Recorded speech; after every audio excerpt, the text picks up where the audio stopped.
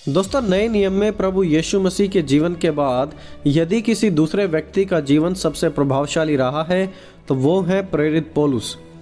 प्रेरित पौलुस के द्वारा लिखी गई 13 पत्रियां बहुत ही ज़्यादा ज्ञान से, परमेश्वर के असीम प्रेम से भरी हुई हैं, जिनमें उन्होंने बात की है पाप, धार्मिकता, मनुष्य के उद्धार, पवित्र आत्मा से भरपूर जीवन, अनंत जीवन और मसीह का दोबारा आना, कलीसिया का संचालन कैसे हो, एक सेवक का जीवन कैसे होना चाहिए और भी बहुत सारी चीज़ें। लेकिन आज की इस वीडियो में हम मेनली बात करेंगे प्रेरित पौलुस के द्वारा लिखी गई रोमियो की पत्री के बारे में, और रोमियो की पत्री से जुड़े हुए 5 इंटरेस्टिंग फैक्ट्स को जानेंगे। तो चलिए दोस्तों, हम शुरू करते हैं।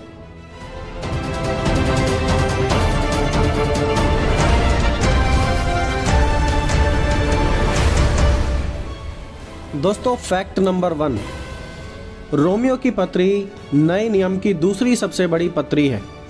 प्रेरित पौलुस के द्वारा लिखी गई 13 पत्रियों में से दूसरी सबसे बड़ी पत्री रोमियो की पत्री है। रोमियो की पत्री में 16 अध्याय, 433 आयत और 9447 शब्द हैं। 16 चैप्टर्स, 433 वर्सेस और 9447 वर्ड्स। इन तमाम पत्रियों में सबसे बड़ी पत्री पहला कुरिन्थियों की है, जो कि इससे ज़्यादा लेंथी और उससे ज़्यादा बड़ी है, और उसके बाद रोमियो की पत्री दूसरे नंबर पर सबसे बड़ी पत्री है। दोस्तों, fact number 2, Romans is called as the gospel according to saint Paul. रोमियो की पत्री को प्रेरित पौलुस द्वारा लिखा गया सुसमाचार भी कहा जाता है। देखिए, नए नियम में हम 4 सुसमाचारों के बारे में पढ़ते हैं: मती रचित सुसमाचार, मरकुस रचित सुसमाचार, लूका रचित सुसमाचार और यूहन्ना रचित सुसमाचार।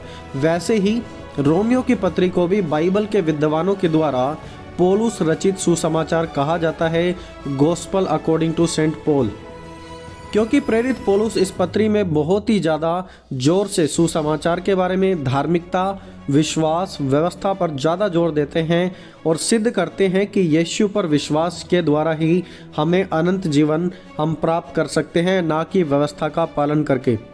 रोमियो की पत्री को बाइबल के विद्वानों के द्वारा as one of the greatest work of apostle Paul भी बुलाया गया है कि प्रेरित पौलुस का एक सबसे महान कार्य है। प्रेरित पौलुस की एक सबसे महान पत्री भी रोमियो की पत्री को बाइबल के विद्वानों के द्वारा बताया गया है। दोस्तों, fact number 3, book of Romans was found key book in all major Christian revivals. रोमियो की पत्री की मसीहत में एक बड़ी बेदारी में भाग रहा है। जब जब परमेश्वर के लोगों के जीवन में खुदा के प्रति भूख थी और वो रोमियो की पत्री पढ़ने लगे, तब परमेश्वर का एक बड़ा कार्य वहाँ पर हुआ। इसका एक सबसे बड़ा एग्जाम्पल है मार्टिन लूथर और रिफॉर्मेशन। 21 साल की उम्र में मार्टिन लूथर जर्मनी में एक मोंक बन गए थे, लेकिन वो कभी वहाँ पर खुश नहीं थे। पाप का भार उनके जीवन पर बहुत ही ज़्यादा था। वो आज़ाद होना चाहते थे पाप के भार से, लेकिन नहीं जानते थे कि कैसे हो। फिर उन्होंने देखा कि कलीसियाओं में किस प्रकार बुराई बढ़ रही है।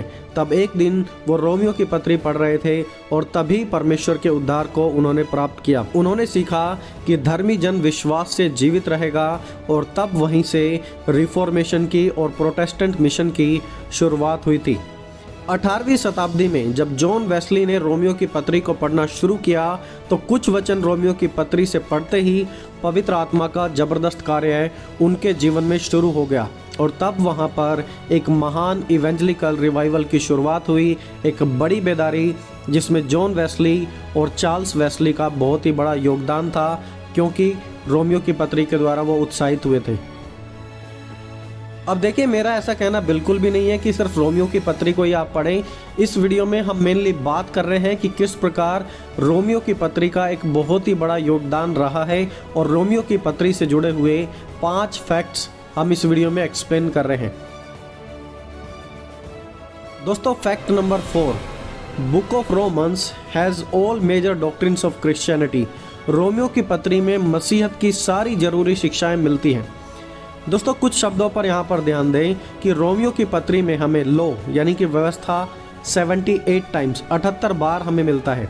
राइचसनेस धार्मिकता 66 बार हमें लिखा मिलता है और विश्वास 62 टाइम्स, 62 बार हमें रोमियो की पत्री में मिलता है। इस पत्री में बताया गया है कि व्यवस्था का जोर उन पर नहीं है जो मसीह में विश्वास करके परमेश्वर की धार्मिकता के अनुसार चलते हैं। अब हम परमेश्वर के क्रोध की संतान नहीं हैं, परंतु परमेश्वर की संतान हैं जिन्हें प्रभु ने अपने लहू बहाने के द्वारा मोल खरीद लिया है।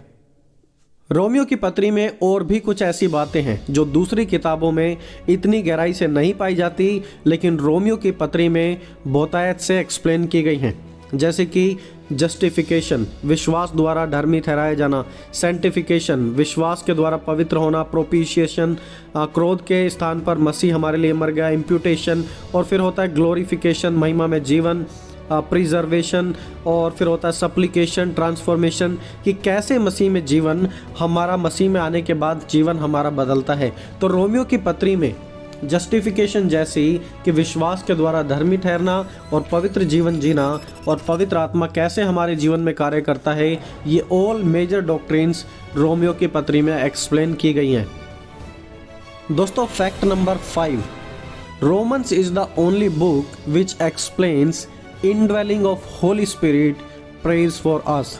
रोमियो की पत्री में ही हमें बतलाया गया है कि आत्मा हमारे लिए प्रार्थना करता है, ये कहीं दूसरे स्थान पर हमें नहीं मिलता। चलिए वचन देखते हैं, रोमियो 8 अध्याय उसकी 26 आयत।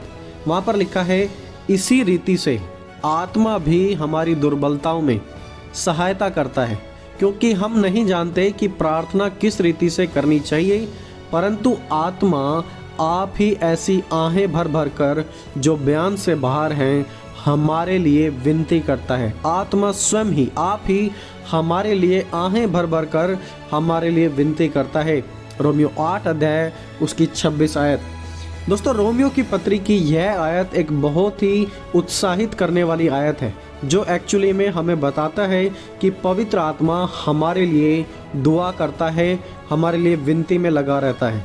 और जबकि एक मनुष्य होने के नाते हमें कई बार खुद नहीं पता होता कि हमें क्या दुआ करनी है, उस समय पवित्र आत्मा वहाँ पर हमारे लिए मदद करने के लिए तैयार होता है।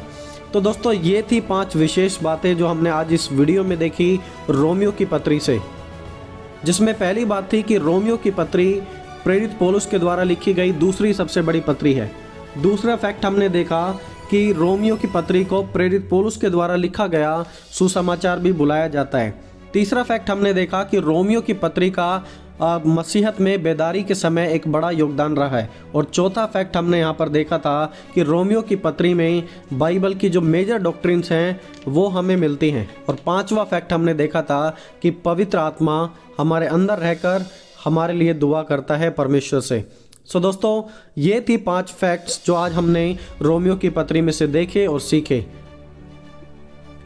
यदि और भी कुछ ऐसी बातें हैं जो रोमियो की पत्री के बारे में काफ़ी विशेष हैं और आपको लगता है कि बहुत ही ज़्यादा इंपॉर्टेंट हैं, तो आप उन्हें कमेंट सेक्शन में ज़रूर बताएं। सो दोस्तों, आज इस वीडियो में इतना ही। मिलेंगे जल्दी एक और नए वीडियो के साथ। टिल देन, आप सभी को जय मसीह के दोस्तों।